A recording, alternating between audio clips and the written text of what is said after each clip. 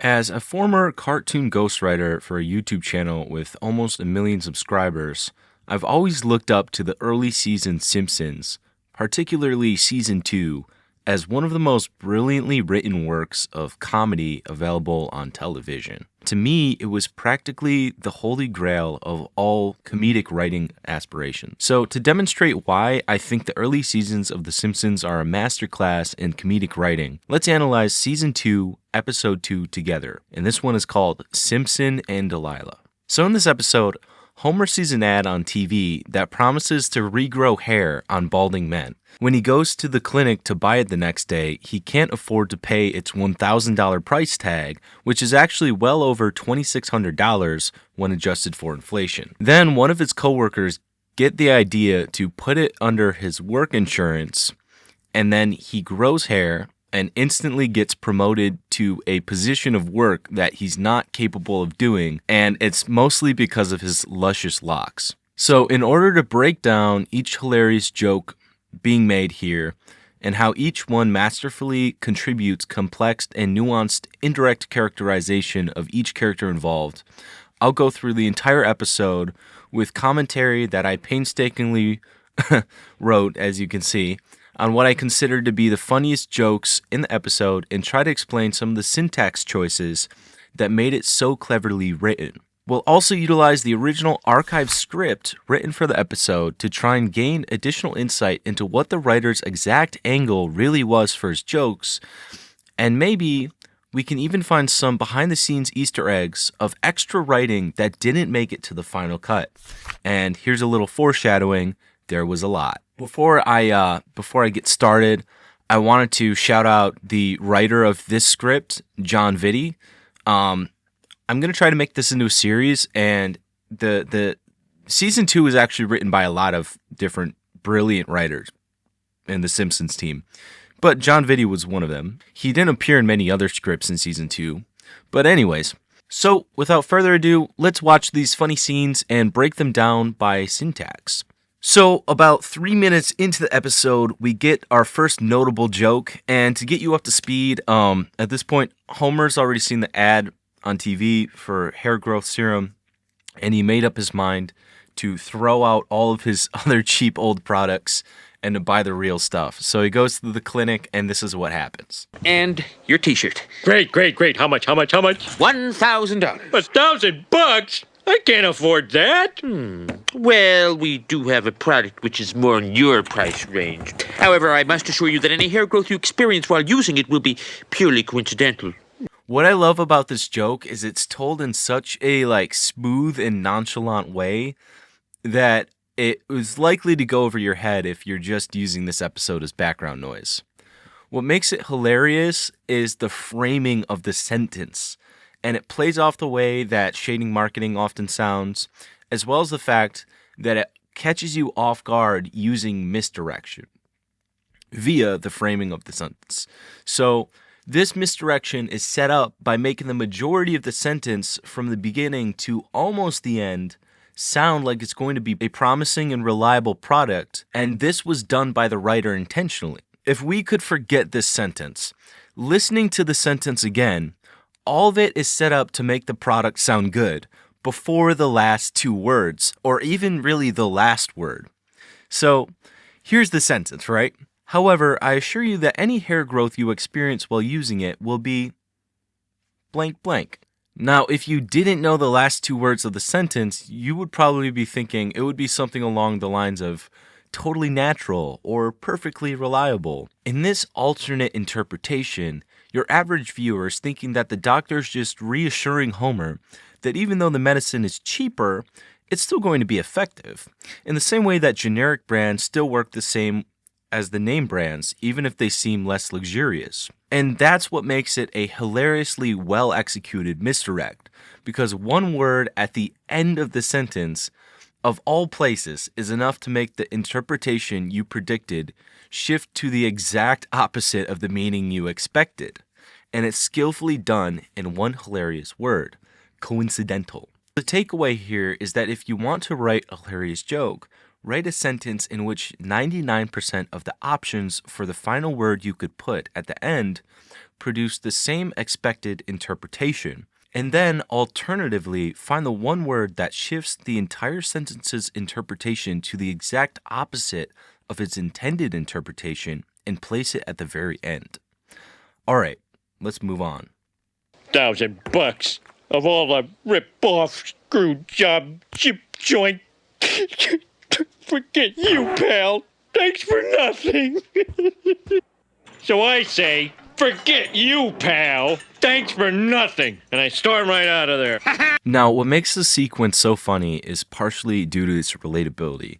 It provides commentary on the common social norms in groups of men in a funny, lighthearted way, and pretty much every guy can relate to making alterations to an embarrassing story by conveniently leaving out important facts about yourself or your behavior. So, that's one interpretation of the joke, which is that he left out certain details on purpose in order to save face in front of its friends. However, there is another possible interpretation of this joke that is slightly funnier, in my opinion, and that would be that Homer actually believes himself when he tells the story this way. In this interpretation of the writing, Homer's just so stupid and disconnected from the way that he's perceived by other people in public that he actually believes his own story in the way that he told it to his friends. So in this interpretation, Homer starts crying and says, "Forget you, pal, thanks for nothing," with the original script literally saying, quote, "Homer storms out, opening the door with a big shove," end quote. However, he's so incapable of his own social perception that his brain rewrote the entire memory in a way that made him look favorable. In this interpretation of the joke, it's now funny because it highlights a huge gap between who Homer really is and who he perceives himself to be, which is funny to see from a third-party perspective. Delusion is often funny to a third-party viewer. However, in order for it to be funny, it must be mostly harmless, not sad, and not impacting other people in a negative or annoying way. Finally, what makes the second interpretation even more hilarious is that technically, Homer didn't even lie even a little bit in this sentence. And yet, just like the last joke we talked about, one tiny variable shifts the entire meaning of the sentence to the complete opposite of what you would have expected it to mean. In order to do this, the writer, John Vitti, skillfully chose a word that fits both interpretations of the sentence, with the only variable being the tone in which it is performed. Writing a sentence like this can be very difficult because it essentially functions as a seesaw in which it must be calibrated and balanced equally in both sides of its interpretation, and thus can sway to either side of its interpretation with only a slight change in tone. In order to do this, John chooses his words carefully. For example, he chose the phrase "stormed out of there" because this is a phrase that has a dual meaning. Stormed out could be interpreted as throwing a temper tantrum, or it could be interpreted as standing your ground and demonstrating self-respect, which is apparently what Homer thinks he did. Anyways, let's move on. Looking at the script, I started to realize that almost every visual gag you see in The Simpsons was meticulously written by the authors, which really makes you appreciate the visual and contextual humor that is also contained within the script. And, as I promised earlier, by using the script, we can see a joke that tragically didn't make it into the final cut, and I genuinely don't know why they didn't include it. In the original script, there was a sign behind the coffee machine that says, "Honor System, coffee refills 25 cents. Now, that sign did make it into the final cut, but there was another thing that was written that never made it into this episode, in which Carl and Lenny both put a quarter in the box for their coffee, but Homer doesn't. And this would have been a funny little visual joke / characterization of Homer. But let's not let this little joke distract us from a more important detail in this segment that we also should take note of, because it will actually be masterfully called back later, and tragically might fly over some people's heads. Homer, don't be a sap all of your life. Just fill out a few medical insurance forms creatively. Charge that demoxynil stuff to the company. But it's $1,000. Burns would can my butt in no time flat. Ooh, $1,000. So what? To Mr. Burns, that's one less ivory backscratcher. Now, as we're taking note of this, let's break down why this is funny in its context. An ivory backscratcher is inherently a ridiculous item that only exists for the sake of being expensive. That's because a backscratcher doesn't improve its functionality by being made out of an expensive material like ivory, and simultaneously, it probably isn't admired for being made out of its expensive material because it isn't really an item that's known for being displayed or being seen by other people or worn as jewelry. Thus, it's a ridiculous item that only exists to placate the ridiculous desires of a ridiculously rich man, aka Mr. Burns. Alright, with that in mind, let's move on because we will come back to this detail later. Another funny joke is at 6:47 in the episode. I know what it is, a new tie. Morons, pathetic morons in my employ, stealing my precious money. This is hopeless. None of these cretins deserves a promotion. Yeah, it's in the union contract, sir. 1 token promotion from within per year. Now, this isn't exactly a knee slapper, but I do want to take a moment to comment on the situational humor here and how it does a great job in its indirect characterization of Mr. Burns as a character. To give some context, later in the episode, Mr. Burns is told the employee injuries are at an all-time high, and he's seemingly completely unfazed, with the only emotion he displays being annoyance that this is now a problem he has to deal with. And here, we see him throwing a tantrum over his employees, quote, stealing his money, and yet we can infer that the donuts were probably not bought by Mr. Burns because he would never waste money on something that nice. The cigarettes they are smoking aren't Mr. Burns, so that doesn't make any sense. And the only thing left that he could be talking about here is the 25-cent honor system coffee, which is hilarious because most big companies have free coffee for their employees anyways. In fact, Mr. Burns is arguably so rich that the cost of his time being wasted by getting angry about his employees drinking the company coffee is probably higher than whatever overhead expense he's losing on the company coffee to begin with. Additionally, the use of the word token to describe the promotion is hilarious, and the fact that Mr. Burns picks somebody he doesn't know as the person he wants to promote is a great way to characterize his exceeding lack of interest in any of the individual employees whatsoever. Who is that young go-getter? Bring him to me. Attention, Homer Simpson. You have been promoted. You are now an executive. Take 3 minutes to say goodbye to your former friends and report to room 503 for reassignment to a better life. Look at the way that this was written. Very clever, right? They write it, you have been promoted. Take 3 minutes to say goodbye to your former friends and report to room 503 for reassignment to a better life. These choices of words here are hilarious because it exaggerates the company hierarchy with hyperbole to such an extent that it implies moving up to the level of a company higher up is so disconnected from a regular worker that he will never see them again. Based on the packaging of the sentence, you would think that Homer finally made it out of prison camp or got chosen for the Hunger Games, not that he simply got a promotion. In the sentence, say goodbye to your former friends, that implies that he will never be friends with them again, meaning even outside of work.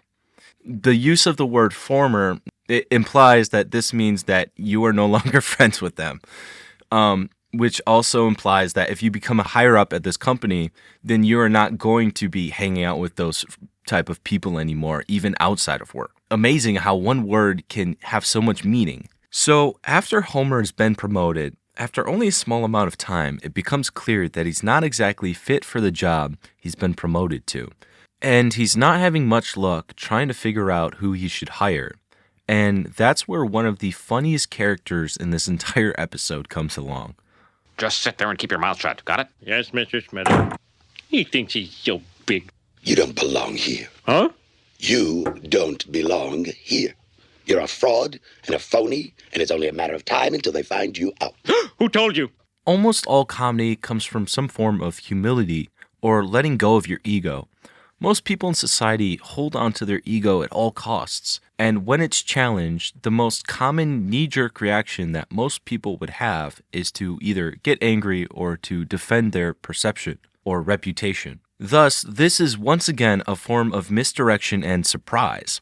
Most people would expect Homer to gasp and say something along the lines of, "That's not true." And most people would expect that if someone ever admits that they aren't the person that they acted like they were, that it would take a lot more convincing for them to let their guard down, Thus, what makes this line funny is the fact that it immediately reminds you of who we're dealing with here. A humble, funny character who has no enemies. Besides being humble about his own ego, another arguably more pertinent way to interpret this interaction is that Homer does care about his reputation. I mean, after all, he did try to make his story sound better to his coworkers. But perhaps he's just so dumb that the concept of defending his reputation doesn't even cross his mind, and he immediately caves to even the slightest amount of pressure. Another layer of humor overlaid onto this excellent writing is the implications of his response. The first inference we can make is that Carl is absolutely spot on about Homer, and even Homer understands that he's not fit for the job. The second, funnier inference that we can make from the line, "Who told you?" however, is that multiple people actually know that he's not fit for the job, and any one of them could have told Carl that information. That's what it sounds like when Homer says, "Who told you?" It kind of sounds like which one of them told you. This then means that A, Homer is self-aware that he's incapable of hiding his own incompetence, and B, that Homer has such low expectations placed on him that none of the higher-ups even care that he's not doing a good job anyways. I want you to say to yourself, I deserve this. I love it. I am nature's greatest miracle. I am nature's greatest miracle! I'll need 3 weeks vacation and moving expenses. You got it, buddy! Let's go shopping. Right from the start of our interaction with Carl, we see him doing some kind of questionable things to Homer, like holding his hand and speaking very closely to his face. So take note of this because this is actually hilarious foreshadowing of Carl's character. And Carl's seemingly irrational motives will suddenly click to the viewer all at once later on in the episode. Ooh, beauty. Woo! I like this. No. Stand naturally, Mr. Simpson. Let it all hang out. You conceal it. Here is a great detail put in by the writer, and I think some of these visual gags are often missed by a casual viewer. Honestly, if you're just watching The Simpsons without paying much attention to it, I feel like you're really missing about 50% of the hilarious visual comedy and higher level jokes that are deeply ingrained within it. For example, this sign that says, quote, "Royal Majesty for the obese or gangly gentleman," end quote, and another sign that says, quote, "You rip it, you buy it," end quote. Both of these were brilliantly written right into the script by John Vitti. Now, this is great, but it's actually sad how much of the original bit written by the author didn't make it to the final cut. So, to really see what the author's vision was, let's go back to the original script and read the full description of the store. Quote, "We see Homer and Carl inside a store marked Royal Majesty for the obese or gangly gentleman. There are 8-foot-high mirrors on the wall, along with very tall or extremely fat mannequins. One sign advertises belts, $8.99 a yard. Another warns, you rip it, you buy it. A chest size conversion chart runs all the way up to, quote, 62 to 64, XXXXXXL, end quote. I really love this bit, and I think it's really imaginative and funny. Writers like this are some of my favorite people to be around because they understand the concept of playing with an idea. It's sad that about 50% of this didn't make it into the final episode, considering I think the fat mannequins was a hilarious concept, and actually ended up unironically becoming true in the year 2025. Wow, John Vitti was a visionary. Anyways, this is very common in script writing. Ultimately, you can write the script, but that doesn't mean everything you make will make it into the final cut, and that's okay. And that's what makes your original script so nostalgic to you as a writer. You often find your old ideas and concepts that you forgot about, and it makes rereading it years later new and entertaining. Proceed, Smithers. Our first issue, sir, is our low productivity and record high worker accident rate. Any suggestions? A round of layoffs might wake up the We idiots. could put caffeine in the water cooler. Well, those are my ideas. You people don't think, you regurgitate. One thing that's hilarious about this sequence is that Mr. Burns' higher-ups are so comically evil that they don't just have awful ideas for addressing an issue as serious as workplace injuries, they're also so uninterested in improving workplace injuries that they aren't even capable of coming up with their own evil ideas to improve workplace injuries. This is also a great example of indirectly characterizing a target character, which in this case would be Mr. Burns, in a roundabout, subtle way. Instead of just having Mr. Burns say, quote, "We should add caffeine to the water in another round of layoffs," end quote, the other higher-ups say it, and then Mr. Burns claims those lines as his own, which simultaneously characterizes both the higher-ups and Mr. Burns in one efficient swoop. You people don't think, you regurgitate. That's why I promoted someone who's in touch with the workers. You. I think you mean him, sir. You then. I find this to be one of the funniest bits in the show, and it's just because of one simple word at the end of the sentence, which is then. It demonstrates how Mr. Burns is so comically evil and cares so little about his employees that he doesn't even know which person he hired in order to represent the common employees. The first reason that this is funny is that it shows that Mr. Burns can't even tell his close group of higher-ups apart from the common man required union hire, and the second more prominent reason that this is hilarious comes down to, once again, the subtle word then. You see, putting then at the end of the sentence implies that Mr. Burns doesn't give the slightest crap about who is who, and that he sees all of his employees as the same. It makes him sound like the only emotion he feels is frustration that he was inconvenienced by misidentifying the first employee, and on top of that, it implies that he doesn't even care if he has the right employee at all, because if he did, he wouldn't have said then at the end of his sentence. For example, if instead he had said something like, "Okay, then you," that would have come with the acknowledgement that he had the wrong person before and that having the right person was important for the right answer. However, Mr. Burns added then at the end, making his sentence sound hilariously passive instead, because in his mind, every employee is 100% replaceable, and frankly, he doesn't care who he's speaking with as long as he can get a solution to making more money.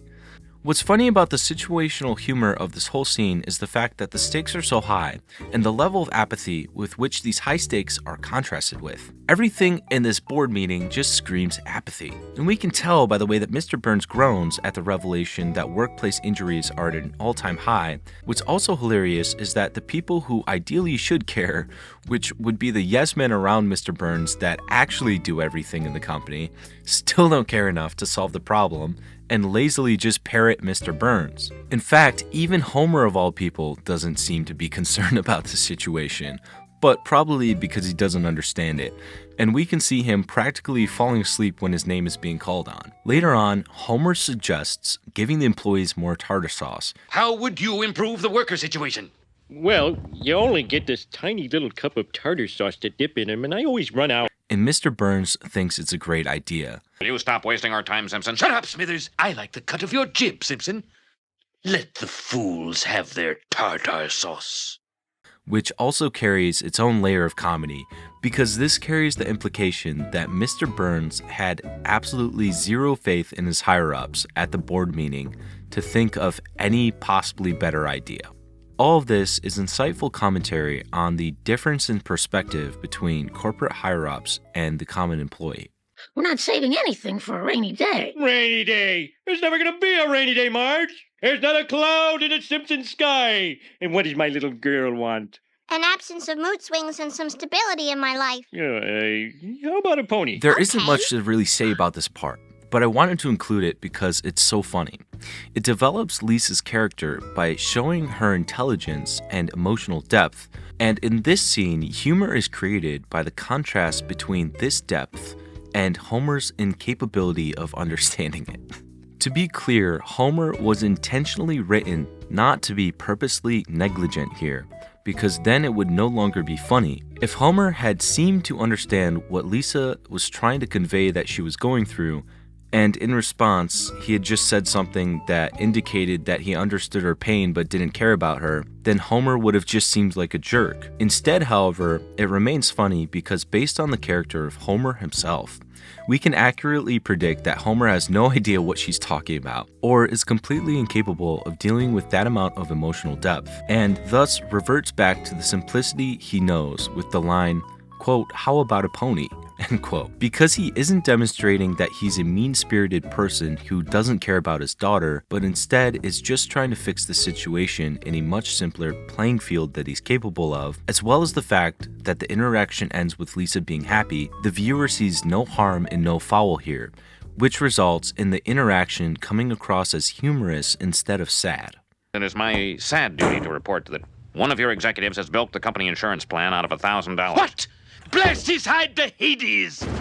Oh, and I was going to buy that ivory backscratcher. Now, remember when I said to take note of this line? To Mr. Burns, that's one less ivory backscratcher. Well, this callback is why. If you don't know, a callback is a reference to a past joke in comedy writing and stand-up that often seamlessly ties into itself. What makes this callback in particular so funny is, like all things, the implication that it carries. Earlier, we established that the concept of an ivory backscratcher is hilarious because it's a ridiculous item that only really exists for the sake of being extravagant and unnecessary. So, firstly, this is funny because callbacks are inherently funny in and of themselves. When people connect that you seamlessly integrated a plot point into something that had already been mentioned beforehand, a very specific part of their brain lights up, and that excitement often causes laughter as a byproduct. The second layer to why this is funny, however, is that it confirms that Mr. Burns is actually as ridiculous as the hyperbole that was used to describe him. You see, when the employees from before talked about an ivory backscratcher, it was only brought up as an exaggerated imaginary metaphor, and it is doubtful that they actually believed that Mr. Burns would ever literally purchase an ivory backscratcher. But in reality, Mr. Burns is actually so flamboyantly rich and ridiculous that he does in fact buy ivory backscratchers. And this disconnect between the hyperbole and the reality demonstrates the divide found between the common worker and Mr. Burns to a hilariously ridiculous extent. And I was going to buy that ivory backscratcher. How did he do it? He charged the company for demoxenil. It's a baldness cure. Thank you very much, Professor Science. I know what demoxenil is. Now, go and make an example of this hooligan. With pleasure, sir. One thing that I find interesting is that in the original script, Mr. Burns actually uses demoxenil, which is actually just a parody name for minoxidil, himself. So let's go look at the original script to see what the author had in mind. Quote, Smithers says, "With pleasure, sir." Smithers starts to leave. Burns, "Oh, and Smithers, do you notice anything different about me?" Smithers, no, sir." Burns, very well, carry on." Smithers exits. Burns takes out a mirror and examines his scalp. He takes out a bottle of demoxenil and starts to massage it. Burns, "Grow, I say, grow, I command you." I thought this was a pretty funny bit. Anyways, Carl, who in this episode is quite a mysterious character, ends up taking the blame for Homer's insurance fraud and covers the $1,000 expense with his own money. You're fired? What? Our company does not look kindly upon $1,000 worth of insurance fraud. Wait, Mr. Smithers, Homer Simpson is innocent. I did this. I take full responsibility. What do you care if this guy's bald? My reasons are my own. Now, here's the really interesting part. It's at this point that the script starts to divert from the episode pretty heavily here, and both of them offer a different interpretation for Carl's motives. In the script, for example, Homer says, "Carl, I don't know how to thank you. Taking the rap for me, paying the $1,000 out of your own pocket." Then Carl says, "Well, I was hoping that you would reimburse me." However, in the official episode, Carl doesn't say this at all and even acts extra nice by leaving Homer in the rain, but then coming back when he realizes that Homer forgot to bring an umbrella. So he gives Homer the umbrella and then walks back to his car in the rain. You see, in the script, Carl seems like a way more rational person. However, in the episode, Carl seems somewhat irrational, and the viewer starts to wonder what his motives must be in order to be treating Homer so kindly. Once again, in the script, Carl is given a more clear explanation, with the lines, quote, "Don't worry, Mr. Simpson, I have a long-standing job offer from an ex-president of the United States," end quote. This implies that Carl is a mysterious agent of some sort, involved in some type of broader conspiracy, and is only being nice to Homer because it is his job. However, in the actual episode, there is no mention of this, and as we'll see soon, it seems that Carl's motives to be nice to Homer are much more personal to him. So, to get you up to speed, Homer now has nobody to help him with his speech, and he comes home to Bart having spilled his demoxenil. Bart, what are you doing? Uh-oh. Okay, I'm not gonna kill you, but I'm gonna tell you 3 things that are gonna haunt you for the rest of your days. You ruined your father, you crippled your family, and baldness is hereditary. It is. Sometimes what makes a scene funny is not just the dialogue of one character in particular, but another character's reaction to the dialogue. For example, what makes this scene the funniest is the fact that Bart actually seems genuinely disturbed at the fact that baldness is hereditary. All the big words are spelled phonetically. Phonetically. God bless you. You are one of Springfield's very special creatures. Your obedient servant, Carl. Good luck, sir. Carl. The reason that this joke works is once again just simply surprise and misdirection. Most viewers assume that Homer is just reading the letter in the voice of the person who wrote it in his head, which is ultimately a pretty relatable and universal human experience. But instead, it turns out that it was actually Carl himself reading it. The second layer of humor here is the fact that Homer is so dumb he couldn't tell the difference between the voice in his head and the physical voice of Carl behind him. Thanks for the speech, Carl, but I can't give it. Look at me. You did it because you believed you could and you still can. No, I can't. I'm just a big fool. Oh, no, you're not. How do you know? Because my mother taught me never to kiss a fool. Carl. Now go get him, Tiger. Rawr! So first of all, this was the hardest I had laughed the entire episode. Like, I was almost in tears. Second of all, interestingly enough, in the script, there was absolutely no mention of this bit, which makes me think that the producers either didn't like the lack of explanation for Carl's motives here, or that his association with government work was either not funny enough or too vague, which is why they ended up making him gay. This also serves as a hilarious key to unlock all the audience's confusion about Carl as a character, because all things considered, there wasn't really a rational reason for helping Homer as much as he did.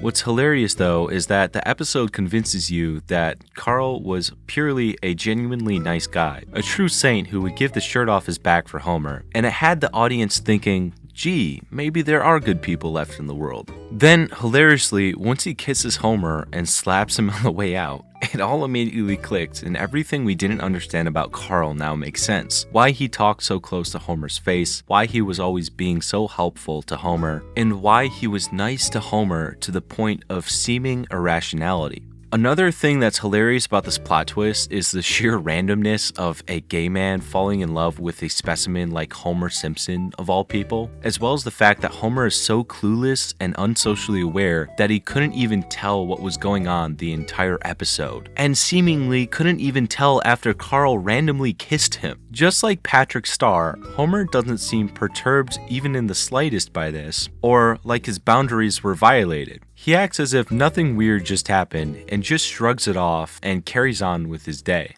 I can save this company millions of dollars a year. How? Through Jiko Kunri, the Japanese art of self-management. This bald man has no ideas. Some nerve telling us how to run the plant. He doesn't even have hair. Anachronism. Inefficiently mining uranium that can be purchased quite cheaply on the foreign markets. The long-term benefits more than offsetting the one-time cost. John Vitti is very funny for writing this the way he did, because in the script you can see that for the first time in his entire life, Homer is actually coming across as incredibly smart and capable. I mean, if you actually listen closely to his speech, it's highly advanced and his drawings actually look complicated. Also, you can actually hear Homer talk about saving the company over $500,000, which adjusted for inflation is $1.3 million in today's money. And the audience members are just sitting there and saying things like, quote, "He doesn't even have hair," end quote. Now, this is either commentary on the reality of the halo effect and how competent people automatically perceive attractive people to be, with one of those factors being hair, or conversely, the sometimes excessive paranoia that balding people have about how other people perceive their hair, sometimes thinking that that bad thing only happened to them or they got treated the way that they did because they're balding. But perhaps both are true in their own realms of extremes, and no matter which angle the writer had in mind here, both are equally insightful. I'm stuck in that dead-end job again. The kids are gonna hate me because I can't buy them all the stuff I promised them. And you're not gonna love me as much because I'm ugly and bald. Your job has always put food on our table, and the kids will get over it. And what about loving me? This part is funny because it breaks down social etiquette that we used to see far more often. There are many things that people used to refrain from talking about, even if it was true, in order to be polite. The Simpsons took advantage of this by displaying brutal honesty about these truths, one of them being that balding generally makes you less attractive as a man. The humor comes from the unexpected nature of it. Usually people will lie to their partner in order to protect their feelings. A woman may expect a man to say that they don't care if they gain weight, while most men would expect their wife to say something comforting about their hair, along the lines of, "Your lack of hair would never make me love you any less." But instead, that point is not even addressed. And when Homer says, quote, "But what about loving me?" end quote, and Marge still doesn't say anything. And what about loving me? Oh, Homer, come here. What? Come here. Oh. We laugh because what we're really laughing at is Homer's misfortune, which is probably a way for all of us to deal with our own trauma and ability to relate to the pain of someone we love doing something similar to us. Anyways, all in all, I'd like to give a big shout out to the real hero of this video, which is the original author of the script, John Vitti. This writer did a great job, as well as many of the other writers from this time period who likely edited this episode to be even funnier. I plan on creating more videos just like this for more episodes in season 2, so don't forget to subscribe so that you don't miss out